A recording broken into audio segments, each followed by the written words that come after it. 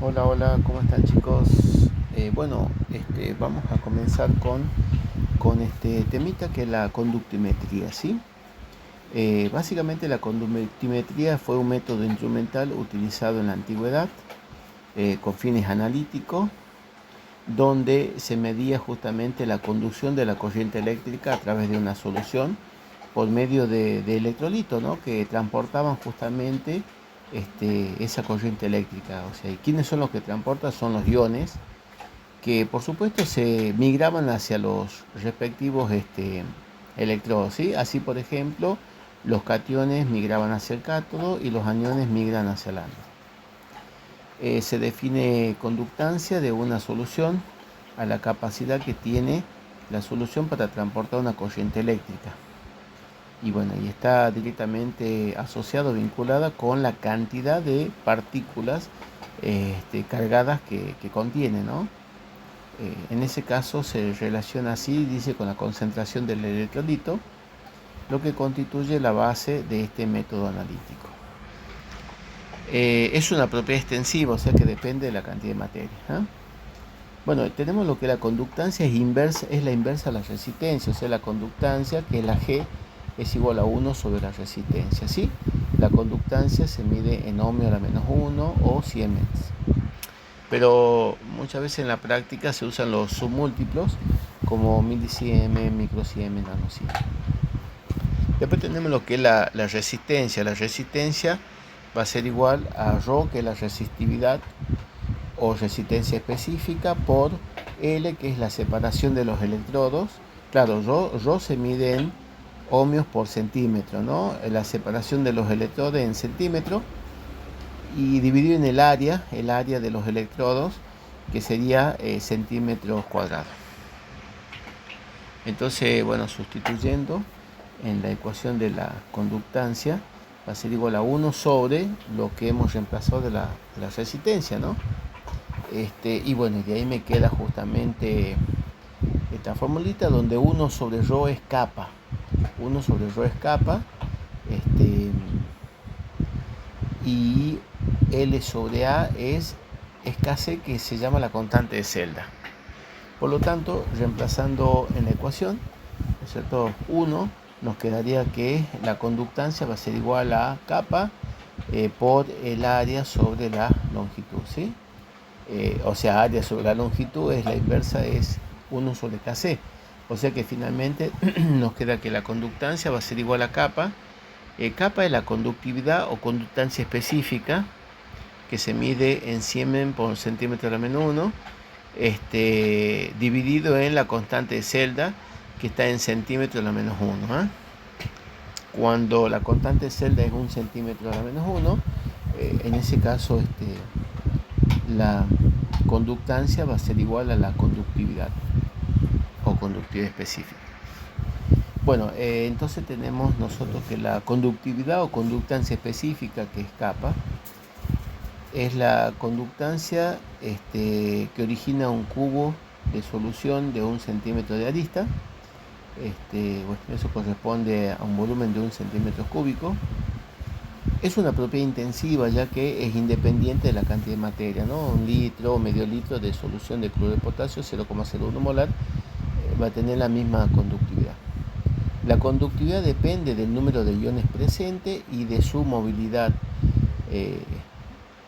Por eso es que varía justamente con la concentración, ¿no? A mayor concentración, mayor es la conductividad.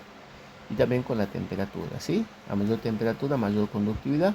Las unidades de la conductividad sería ohmio a la menos 1 por centímetro a la menos 1 o Siemens por centímetro a la menos 1, ¿eh? Si nosotros reemplazamos, nos queda entonces que, o sea, despejamos de la ecuación de arriba, la conductividad igual a la conductancia por la constante de celda. Bueno, constante de celda, ¿no? Acá tenemos la constante de celda. Primeramente tenemos lo que es las celdas comunes que se utilizan en el laboratorio. Son generalmente de vidrio y están constituidas por dos placas, así como muestra la figura, dos placas o electrodos de platino, ¿sí? Están recubiertos en una capa de negro de platino para lograr una mayor superficie efectiva y de esa manera evitar la corrosión. Para una determinada celda dice con placa fija, la razón, la longitud, o sea que la distancia de separación sobre el área, eso es una constante eso es una constante llamada constante de celda, que es Kc. La constante de celda expresa la geometría de la celda, justamente porque está relacionada con las dimensiones, que es la longitud, L, que es la separación de los electrodos, y el área o superficie de los mismos.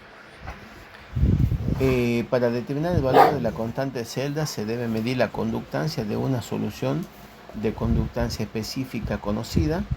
El valor de Kc viene dado por el cociente, ¿no? O sea que la constante de celda va a ser igual a la conductividad sobre la conductancia.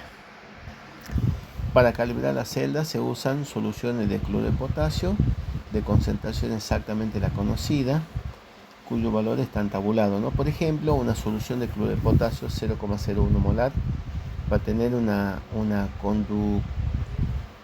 conductividad de 1413 microsiemens por centímetro al menos 1 a 25 grados centígrados. Para soluciones diluidas de baja conductividad como agua desionizada, por ejemplo, conviene usar celdas cuya constante de celda sea pequeña, ¿no? Con valor entre 0,1 y 1 centímetro a la menos 1, ¿no? Lo que corresponde a electrodos de gran área y próximos entre sí. Ya para soluciones de mediana conductividad de iones, como el agua potable, por ejemplo, la Kc va a ser aproximadamente 1 centímetro a la menos 1. Para soluciones ya muy conductoras, como agua de mar y soluciones fisiológicas, se usan altos valores de Kc, del orden de 10 centímetros a la menos 1, lo que corresponde a electrodos pequeños y suficientemente separados. Por último, para el caso de soluciones de muy elevada conductividad, como aguas hervidas y efluentes industriales, el valor de Kc puede llegar hasta 50 centímetros a la menos 1. Varios tipos de celdas están disponibles en el comercio. Y bueno, ahí tenemos las celdas de inmersión, por ejemplo, están recubiertas por una campana de vidrio y deben mantenerse sumergidas en agua, dice, deionizada, para evitar que se resquebraje, ¿no? Por sequedad en la capa de negro de platino las placas, ¿sí? Esa era la figura 2, se muestra diferentes celdas conductimétricas. Conductividad equivalente, ¿no? La conductividad equivalente, lambda, se define como la conductividad de un volumen de solución que contiene un equivalente gramo de soluto entre dos electrodos que están paralelos, separados 1 centímetro entre sí. No se especifica el volumen de la solución ni el área de los electrodos, porque esos varían para satisfacer la definición, ¿sí? Por ejemplo, si tenemos una celda de una solución normal, requerirá electrodos de un área igual a 1000 centímetros cuadrados para contener un equivalente en 1 litro, si los electrodos están separados 1 centímetro. Una solución 0,1 normal requerirá electrodos de 10.000 centímetros cuadrados, y por la dificultad experimental asociada a tales situaciones, la conductividad equivalente no se obtiene de mediciones directas, ¿no? Se la determina, dice, en forma indirecta a partir de datos de conductividad. Para deducir la relación entre lo que es la conductividad equivalente, la conductividad y la concentración normal, se parte de la definición de normalidad, ¿no? La normalidad es el número de equivalente de soluto por litro de solución, ¿no? Entonces ahí tenemos la formulita, número de equivalente sobre volumen en litro, y en sí el número de equivalente por mil centímetros, es para pasarlo a centímetros, ¿no? Centímetros cúbicos por sobre litro, dividido en volumen en centímetros cúbicos, donde el volumen es el volumen de la solución en centímetros cúbicos contenida entre los electrodos, y por lo tanto puede expresarse en términos de las dimensiones de la celda. Acá me sigue dando una serie de deducciones. Básicamente tenemos nosotros, el volumen en centímetros cúbicos va a ser igual a la longitud en centímetros por el área en centímetros cuadrados. El área en centímetros cuadrados va a ser igual a los números de equivalente por 1000, ¿no es cierto?, centímetros cúbicos sobre litro, dividido en la longitud en centímetros por la normalidad en equivalente por litro. Y de acuerdo de la ecuación 3 de la conductancia se despeja, ¿no? Se despeja, entonces tengo el área en centímetro cuadrado, va a ser igual a la conductancia en siemen por la longitud en centímetros sobre la conductividad, ¿no es cierto? Siemen por centímetro a la menos 1. Se igualan los valores del área, dice, de la ecuación 9 y 10, y bueno, y me queda igual a esa expresión, ¿no es cierto? Que el número de equivalente por 1000 sobre la longitud por la normalidad es igual a la conductancia por L, la longitud sobre K, la conductividad. Si se considera que el número de equivalente es 1 y la longitud es 1, entonces ahí tenemos que la conductividad es igual a la conductancia, ¿no? Se puede expresar entonces en la ecuación que 1000 sobre la normalidad es igual a la conductividad sobre la conductividad equivalente sobre la conductividad. Y para una solución cuya concentración es C, que es en equivalente gramos por litro, o lo que es lo mismo normalidad, resulta el siguiente valor de la conductividad equivalente, ¿sí? O sea que la conductividad equivalente va a ser igual a la conductividad por 1000 sobre la normalidad. Ahí tenemos esta formulita.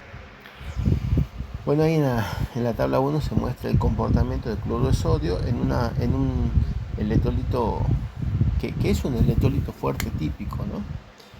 Ahí están las conductividades equivalentes para diferentes concentraciones de cloruro de sodio, ¿eh? Para 0,1, 107, para 0,01, 118, o sea que cuanto mayor de la dilución, mayor de la conductividad, ¿no? Y la dilución infinita me da 126. O sea que la conductividad equivalente aumenta al aumentar la dilución.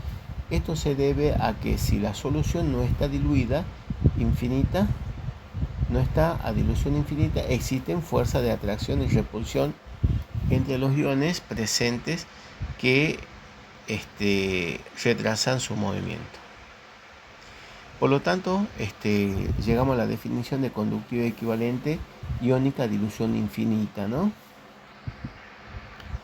Bueno, entonces tenemos nosotros que a dilución infinita, que corresponde a un equivalente cada 10.000 litros, las atracciones entre los iones se anulan, ¿no? Y cada ion contribuye en forma independiente a la conductividad total, ¿sí?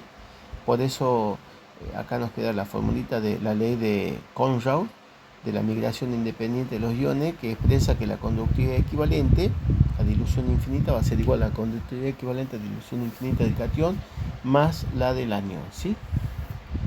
Ahí en la tablita 12 se indican los valores de conductividades iónicas equivalentes a diluciones infinitas, a diferencia de a 25 grados centígrados para algunos iones de interés analítico, ¿no? La diferencia en los valores de conductividad equivalente a dilución infinita se deben a diferencia en cuanto al tamaño y en el grado de hidratación de los iones, ¿no? O sea, cuanto más chiquitito, mayor va a ser la conductividad, ¿no? Cuanto más hidratado, menor va a ser la conductividad. Las conductividades iónicas equivalentes aumentan marcadamente con el aumento de la temperatura, debido principalmente a la disminución de la viscosidad del medio.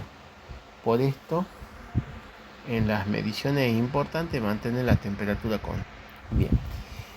Bueno, acá tenemos la tablita, ¿no? De conductividad iónica equivalente a dilución infinita. Por ejemplo, bueno, vemos de los cationes, por ejemplo, la que tiene mayor movilidad es el protón, ¿no? 350, ¿sí? Y de los aniones, la que tiene mayor movilidad es la concentración oxidilo 199. La conductividad iónica equivalente a dilución infinita es una medida de la movilidad de un ion bajo la influencia de un campo eléctrico. Bueno, es decir, dice una medida de su capacidad de transportar corriente eléctrica. Por ejemplo, ¿no? La conductividad equivalente de los iones potasio y cloruro son muy parecidas, ¿no? Por lo que ambos transportan fracciones de corriente similares, ¿no? La fracción de corriente transportada por el potasio positivo, ¿no es cierto?, por el catión potasio da igual a 49,3%, mientras que la de cloruro me da 50,7%, ¿no? Las fracciones sería fracción, por ejemplo, a veces nos piden que calculemos esto, ¿no? La fracción de corriente transportada por el ion potasio va a ser la conductividad equivalente del ion potasio sobre el total, que de potasio más cloruro. Eso me da, por supuesto, un número fraccionario 0,493, que lo multiplico por 100 y ahí son los porcentajes que sacamos. 49,3% y de cloruro 50,7%. Bueno, por ejemplo, ahora la situación del ácido clorhídrico es diferente porque el ion hidrógeno, como es pequeño y es muy móvil, transporta el mayor porcentaje de corriente en la solución que el cloruro, ¿sí? Y ahí tenemos los cálculos, ¿no?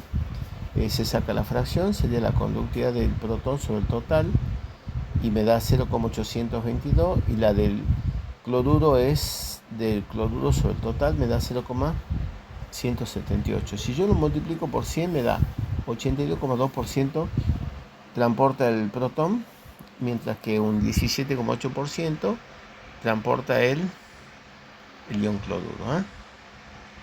Los datos de conductividad iónica equivalente permiten estimar la conductividad de soluciones con baja concentración de electrolito, despejando K de la ecuación 11 y reemplazando, ¿no es cierto?, por la conductividad equivalente por la sumatoria de los iones. Entonces me queda que la conductividad va a ser igual a la normalidad por justamente la sumatoria, ¿no?, de la conductividad del catión equivalente a dilución infinita más la del anión, todo eso sobre 1000.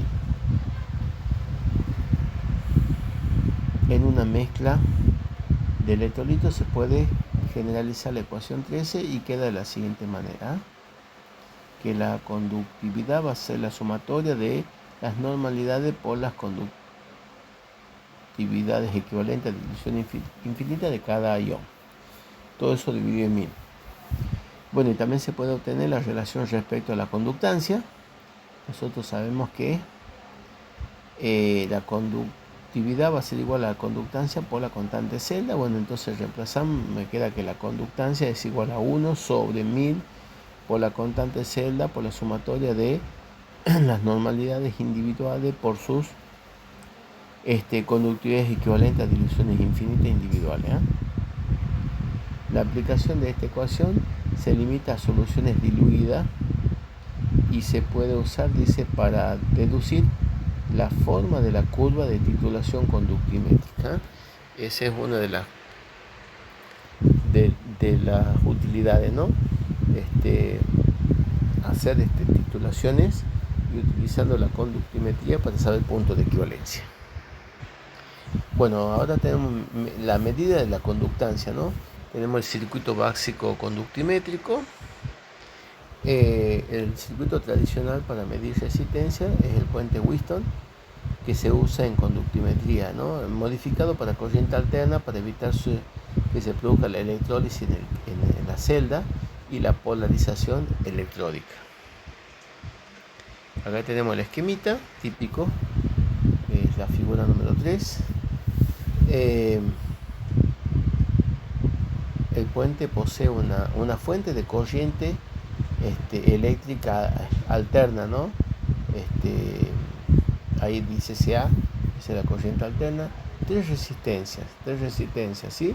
Primeramente la celda de conductancia, en donde se coloca la solución, y un detector de corriente nula para encontrar la posición de equilibrio, ¿no? Por ejemplo, un galvanómetro de corriente alterna.